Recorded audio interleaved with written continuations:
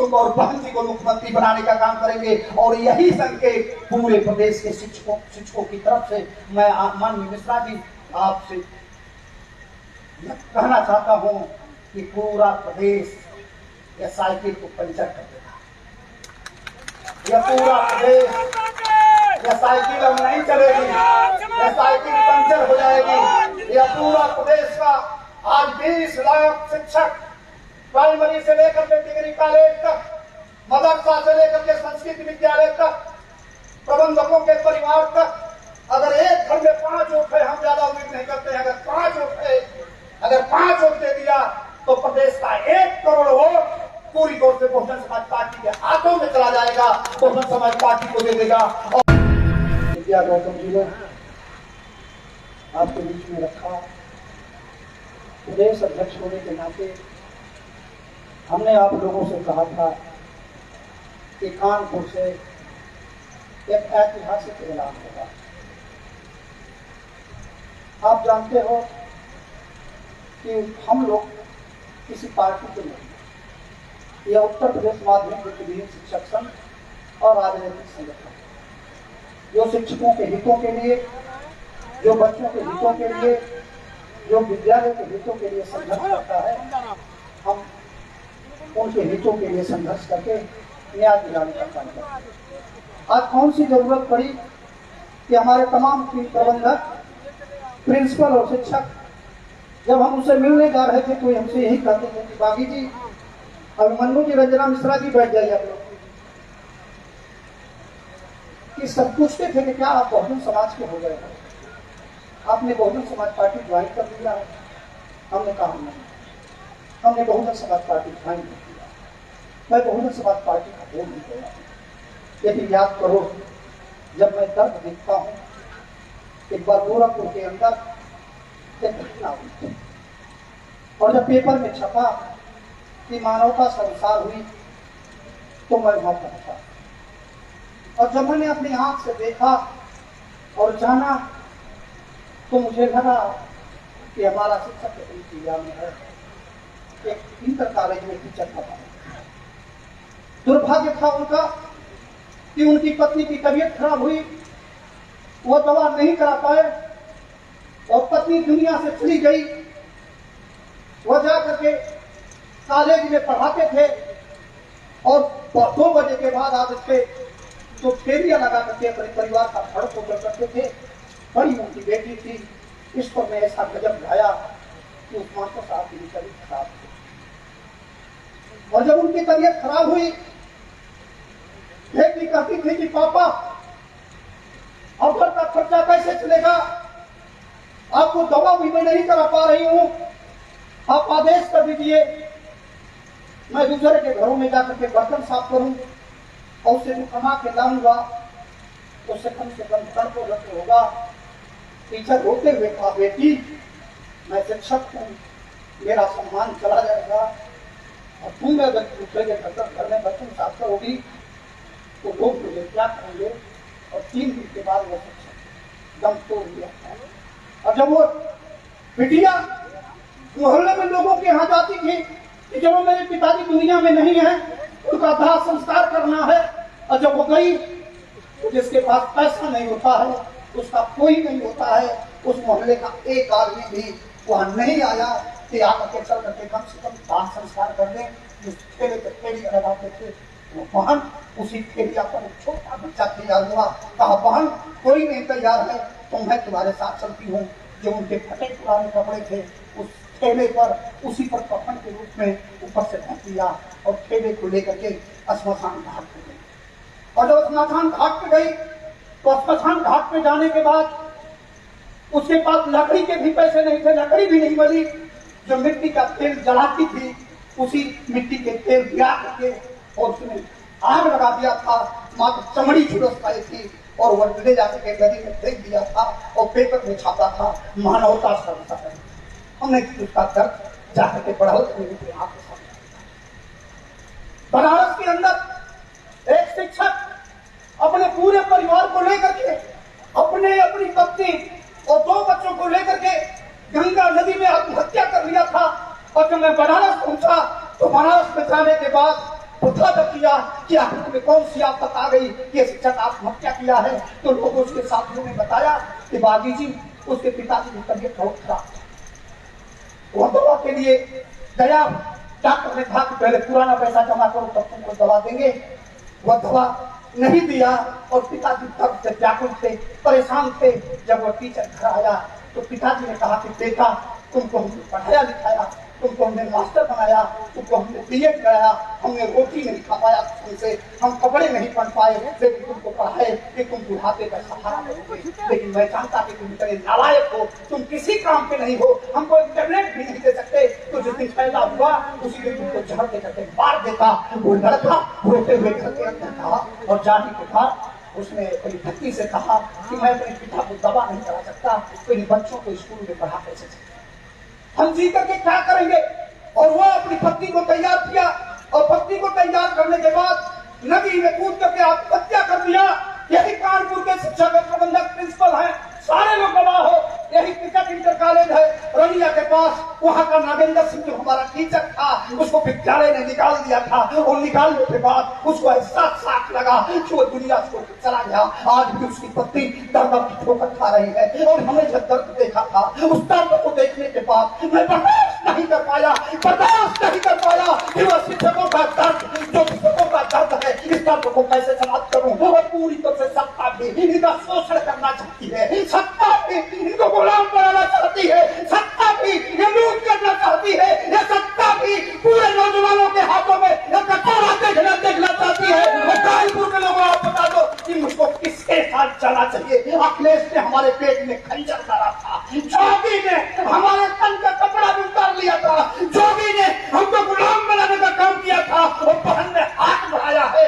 बताओ कानपुर के लोगों मुझे किसके साथ जाना चाहिए, आप बता दो। और आज आप जो निर्णय करो हम वही आप बताओ मुझे किसके साथ जाना चाहिए, मुझे किसके साथ जाना चाहिए, आप बताओ मुझे किसके साथ जाना चाहिए। लोग कहेंगे कि बागी बहुजन समाज पार्टी के हाथ में का काम किया। बताओ जो अखिलेश पूछने रहा है, बोलने के तैयार नहीं है। 5 सितंबर को भदोही के अंदर जब उसने सम्मेलन किया था, प्रतिनिधि शिक्षकों का नाम लेने के लिए तैयार नहीं था। और बहन जी ने 7 सितंबर को कहा था, बहन जी ने काशी राम के परिणाम दिवस पर अपनी बात रखा था, उनके हाथ बढ़े हैं, सतीश मिश्रा जी के हाथ बढ़े हैं। हमारा हाथ उनके साथ जाना चाहिए कि हमारा साथ खंजर मारने वालों के साथ जाना चाहिए। आप बता दो, एक बार बता दो, तालीम बजा करके बता दो मुझे किसके साथ जाना चाहिए। और याद रखना, हमने भी अपनी जिंदगी में 1 रुपया कभी कमाया नहीं। कोई भी कानपुर का बता दे कि ओम प्रकाश बागी ने कभी दलाली किया है, मैं राजनीति छोड़ दूंगा। आज भी दूसरे की रोटी खाता हूँ, हमने खा ली थी, वो हमारी नहीं है। हमने कभी अपने चेत को ताकत नहीं बनाया है। फर्स्ट में शिक्षक कर्मचारियों और प्रबंधकों के हितों को लेकर के संघर्ष किया है। और संघर्ष में आज जो बात हो रही है, आप बताओ, तमाम सारी चीजें आई, हमने भी कसम खा लिया कि अखिलेश तुमने धोखा इतना ही नहीं दिया। याद करो, झूलेलाल पार्क में बहुत सारे लोग गए थे। झूलेलाल पार्क में हम लोगों ने आमरण अनशन किया था और आमरण अनशन करके वहां जूस पिला करके आमरण अनशन खत्म करवाया था बलराम यादव और अहमद हसन ने। मुलायम सिंह ने कहा कि हमारी सरकार आएगी तो बागी जी हम लोग से तन सेनानी को 10,000 दे रहे हैं, आपको 15,000 रुपए से कम नहीं देंगे। हम लोगों ने मुलायम सिंह की बात को विश्वास किया और विश्वास करने के बाद पूरे प्रदेश भर में समाजवादी पार्टी को वोट देकर दिलाने का काम। लेकिन सरकार बनने के बाद वह अखिलेश यादव, मुलायम सिंह का जो सपना था, मुलायम सिंह की जो कमाई थी, अपने बाप के भी पेट में खंजर मारा और मार करके उसने कहा था कि मुलायम सिंह ने कहा था वित्तविहीन शिक्षकों को मानदेय देने के लिए, यह अखिलेश है, यह वित्तविहीन शिक्षकों के पेट में खंजर मारेगा, इनको कोई मानदेय देने का काम नहीं करेगा। और जब हमने हाई कोर्ट के अंदर सुप्रीम कोर्ट की एक रूलिंग आ गई थी कि कोई भी पार्टी घोषणा पत्र जारी करेगी तो लागू करना पड़ेगा, लागू नहीं करती है वो जनता के साथ फ्रॉड है। पैसा देकर के वोट खरीदना या लोग पैदा करके वोट लेना, दोनों कानूनी अपराध है। हमने मुलायम सिंह को, हमने अखिलेश यादव को पार्टी बना करके हाईकोर्ट में जब खड़ा करने का काम किया, तो जब 4-4.5 वर्ष हो गया था, तो 200 करोड़ रुपए बजट में पास करके, और माननीय मिश्रा जी, बजट पास होता है मानदेय के लिए और मिलता है प्रोत्साहन मानदेय। जिस हेड में पैसा आता है सरकारी, उस पैसे को दूसरे हेड में खर्च नहीं कर सकते हैं। लेकिन समाजवादी पार्टी ने पूरी तौर से गद्दारी करने का काम किया है। और आज भी आप माफी मांगने के लिए तैयार नहीं हो, तो तुम माफी मांगने के लिए तैयार नहीं हो ना, तो हमारे पिताजी ने हमारा नाम बागी नहीं रखा, हमारी माँ ने हमारा नाम बागी नहीं रखा, हमारे दोस्तों ने हमारा नाम बागी नहीं रखा है। ओम प्रकाश बागी ने सत्ता के खिलाफ बगावत किया है कि जब तुमको हमारी जरूरत नहीं है तो हमको भी तुम्हारी जरूरत नहीं है। अब जिसको हमारी जरूरत है, बहन जी को हमारी जरूरत है, हम बहन जी के साथ खड़े होंगे और उत्तर प्रदेश की सत्ता पूरे प्रदेश के अंदर बहुजन समाज पार्टी को बना करके मुख्यमंत्री बना करके, और तब कहूंगा कि माननीय सतीश चंद्र मिश्रा जी आपने जो वचन दिया है उसको पूरा करने का काम करेंगे, तब मैं करूंगा। कानपुर के लोगों, आप बताओ, मीडिया के साथ कर रहे थे कि 2012 में जो टेट की परीक्षा थी, आप बताओ कानपुर में यहाँ लोग हो, ये कानपुर की फैक्ट्रियों का धुआं निकलता था जी सर, यहाँ कम से कम 50,000 लोग रोजी रोटी से जुड़ते थे। कानपुर की फैक्ट्रियां धुआं निकलना बंद हो गया कि नहीं? सारी फैक्ट्रियां बंद हो गई। दूसरी तरफ आप बताओ कि जितनी गन फैक्ट्रियां हैं, इन गन फैक्ट्रियों में कम से कम 20,000 कर्मचारी आज पूरा का पूरा वेतन पाता था। 50,000, 60,000, 70,000 उसकी सैलरी होती थी और सैलरी पर अपने परिवार का भरण पोषण करता था। लेकिन आप बताओ, आज उसी फैक्ट्री में योगी और मोदी की सरकार एक तरफ पार्लियामेंट में प्रस्ताव पास करता है कि किसी को भी न्यूनतम वेतनमान से कम नहीं दिया जाएगा, और फैक्ट्रियों को दे देता है ठेके पर, और ठेकेदार नियुक्ति करता है तो वह कहता है कि 10,000 रुपया देंगे और 10,000 रुपया पर जिसको काम करना हो वह काम करे। योगी 3 दिन बाद कह देता है कि जिनका 5 साल तक सराहनीय कार्य होगा उनको परमानेंट करेंगे। 10,000 रुपए के हिसाब से 12 महीने का 1,20,000 रुपया हुआ, और ठेकेदार 70,000, 80,000 रुपए नियुक्ति करने के नाम पर घूस ले लिया। अब बताओ, नौजवानों के साथ, बेरोजगारों के साथ ठगी हो रही है कि नहीं? अब बताओ कानपुर के लोगों, ये ठगी हो रही है कि नहीं हो रही? जब बहन जी की सरकार थी, 1.25 लाख पद बना करके गांव सभाओं में सफाई कर्मी का पद नहीं होता था, और 1.25 लाख पद सृजित करके और सारे सफाई कर्मियों की नियुक्ति कर दी। आज बताओ, सफाई कर्मी जो गांव में है वो 40,000 रुपए से कम वेतन किसी का नहीं होगा, वो 40,000 रुपए का वेतन पाता है। और याद कर लेना, योगी ने भी आदेश किया है कि हर गांव में ग्राम सचिवालय में कंप्यूटर चलाने वाला रखा जाएगा, उसको वेतन 6,000 रुपया देगा। जब बताओ सत्ता डकैती डालेगी, सत्ता श्रम कानूनों का उल्लंघन करेगी, जब सत्ता डाकू हो जाएगी तो गरीब की थाली में रोटी रहेगी। आप बताओ कानपुर के लोगों, यह रोटी, गरीब की थाली में रोटी बचेगी या किसानों और नौजवानों को पूरी तौर से सत्ता ये बर्बाद करने पर पूरी तौर से तुड़ी हुई है। इसलिए हमने आज जो संकल्प लिया है कि नौजवानों, बहन जी की जो सरकार होगी, माननीय मिश्रा जी, प्राइमरी से लेकर के डिग्री कॉलेज तक, चाहे वो जूनियर विद्यालय हो, पहले त्रिभाषा का पैसा हर जूनियर विद्यालय में मिलता था और उनको पूरा का पूरा पेमेंट मिलता था। सरकार ने त्रिभाषा का को बंद कर दिया, अब 1 रुपया भी नहीं मिलता है। संस्कृत विद्यालयों को ग्रांट की रेट पर लिया जाता था।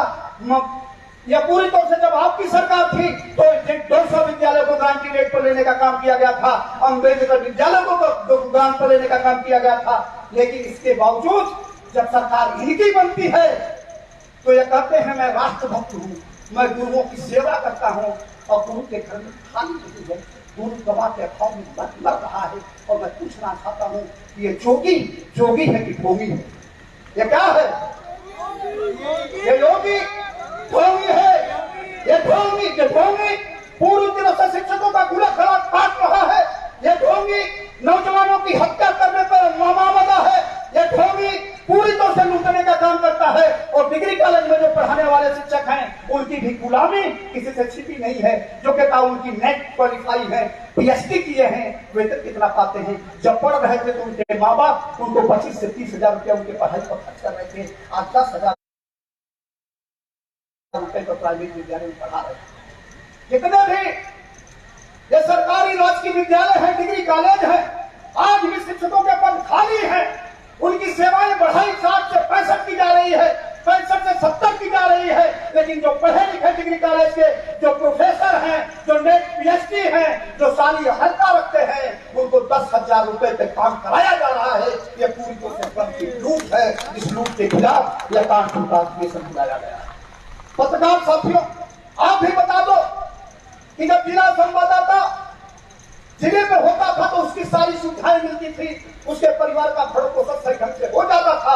आप भी अपने दिल पे हाथ रख के जाओ, जब ये प्रेस उद्योगपतियों के हो गए तो आप अगर अच्छी खबर डालोगे, उसके दिमाग में हो गया कि इससे हमको पैसा नहीं मिल रहा है, तो उद्योगपति पूरी तरह से निकाल बाहर कर देता है। यह पूरा का पूरा प्रदेश में लूट मची है। जो हमारी पावर्टी लाइन थी, जो 50 लाख लोगों को रोजगार देती थी, ये रेलवे हमारी पावर्टी लाइन है, उसको बेच रहा है। यह बिजली विभाग में जहाँ सारे लोग काम करते थे उसको बेच रहा है। ये जितनी भी कोल माइन फैक्ट्रियां थी उसको बेच रहा है। ये जितने भी इसका जो टेलीफोन स्टैंड है उनको बेच रहा है, और जितने बैंक है उनको निजीकरण कर रहा है। इसलिए मैं आगे भी कुछ न करते हुए मैं कहूंगा कि उसने कहा था कि शिक्षा दो, उसने कहा था तुम शिक्षा दो। हमने खून दे करके भी शिक्षा दिया। हमने कहा एक चिराग जला दो, उसने हमारा घर जला दिया, उसने हमारा घर जला दिया। दूसरी तरफ जितने भी प्रिंसिपल प्रबंधक शिक्षक आए हो, याद कर लेना, इधर उधर मत झाको। कभी चिलमन से ये झाके, कभी चिलमन से वो झाके, कभी चिलमन से ये झाके, कभी चिलमन से वो झाके। लगा दो आग चिलमन में, न ये झाके न वो झाके। लगा दो आग चिलमन में, ये झाके न वो झाके। मैं इन्हीं चंद बातों के साथ हमको सुनेंगे तो बहुत देर हो जाएगी। आप हमारे मुख्य अतिथि हैं, इनको सुनना है। फिर मैं एक बात कहना चाहता हूँ कि बहनों, ये झांसी की रानी बिठूर से ही इसने बहादुरी की कला सिखाई, और झांसी की रानी अंग्रेजों से बड़ी। ये कानपुर की खत्ती आप भी बैठी हो, तो हमारी वीरांगना बहनें हैं, आप भी बैठी हो, ये नौजवान साथी आप बैठे हो।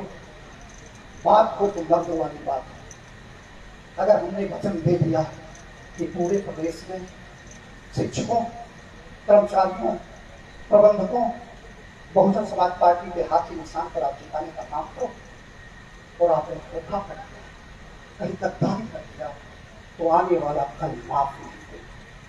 वो बार बार पूछे करेगा कि है कानपुर के लोगों, जब भरी भरी सभा में परिवर्तन की बात चल रही थी, जब भरी सभा में रोजगार की बात चल रही थी, जब भरी सभा में एक संकल्प लिया गया था कि ऐसे जुल्मी सरकारों को हटाना है, तो आप लोगों ने इस आवाज में खंजर क्यों मारा? यह इतिहास कभी माफ नहीं करेगा। इसलिए कानपुर के लोगों, आज जो भी बात करो, पूरी मर्दानगी की बात करो, पूरी बहादुरी की बात करो, और ताकि जो रमेश सिंह यादव हमारे मित्र हैं, जिन्होंने पूरी तौर से इनकी पूरी टीम ने सहयोग करके जो आज सम्मेलन कराने का काम किया है, आपको कहना पड़ेगा कि रमेश सिंह तुम हमारे साथ हो तो हम तुम्हारे साथ हैं, और इस बिठूर की धरती से ऐतिहासिक जीत करा करके भी हम छोड़ेंगे। तुम और बहन जी को मुख्यमंत्री बनाने का काम करेंगे, और यही संकेत पूरे प्रदेश के शिक्षकों की तरफ से मैं माननीय मिश्रा जी आपसे कहना चाहता हूं कि पूरा प्रदेश यह साइकिल को पंचर कर देगा। यह पूरा प्रदेश, यह साइकिल अब नहीं चलेगी, यह साइकिल पंचर हो जाएगी। यह पूरा प्रदेश का आज 20 लाख शिक्षक, प्राइमरी से लेकर के डिग्री कॉलेज तक, मदरसा से लेकर के संस्कृत विद्यालय तक, प्रबंधकों के परिवार तक, अगर एक घर में 5 वोट है, हम ज्यादा उम्मीद नहीं करते हैं, अगर 5 वोट है, अगर 5 वोट दे दिया तो प्रदेश का 1 करोड़ वोट पूरी तौर से बहुजन समाज पार्टी के हाथों में चला जाएगा, बहुजन समाज पार्टी को दे देगा। और शिक्षक चूंकि घरों घरों में पढ़ाने का काम करता है, शिक्षक ट्यूशन लेकर आता है, तमाम परिवारों से उसका गहरा लगाव है, हर चट्टी चौराहे पर बैठने का काम करता है। तो इसलिए मैं कहना चाहूंगा कि शिक्षा की पूरी धारा बदल देगा। और उत्तर प्रदेश में जो गंगा बहेगी वो बहुजन समाज की होगी, जो गंगा बहेगी वो बहन मायावती की होगी, जो गंगा बहेगी वो कांशीराम के विचारधारा की गंगा होगी और डॉक्टर भीमराव अम्बेडकर के संविधान की गंगा होगी। ताकि न कोई सीधा शोषण होगा, न कोई गुलाम होगा, शिक्षक होगा, कर्मचारी होगा, प्रबंधक होगा, कोई गुलाम नहीं होगा। और जो हाथ उनको गुलाम बनाने का काम करेंगे उन हाथों को भी काम काट करके फेंकने का काम करेगा। इसलिए मैं सभी लोगों की तरफ से मैं बहुत सारे लोगों को बुलाना चाहता हूँ। बहुत सारे दूर दूर से लोग आए हैं, लेकिन मैं आपको बुला नहीं सका, इसलिए आपसे माफी चाहता हूं। और मैं निवेदन करूंगा इसके बाद कि भाई कपिल मिश्रा जी जुआ है, एक वो जिनके अंदर है, आए और अपनी बात रखें। भाई कपिल मिश्रा जी।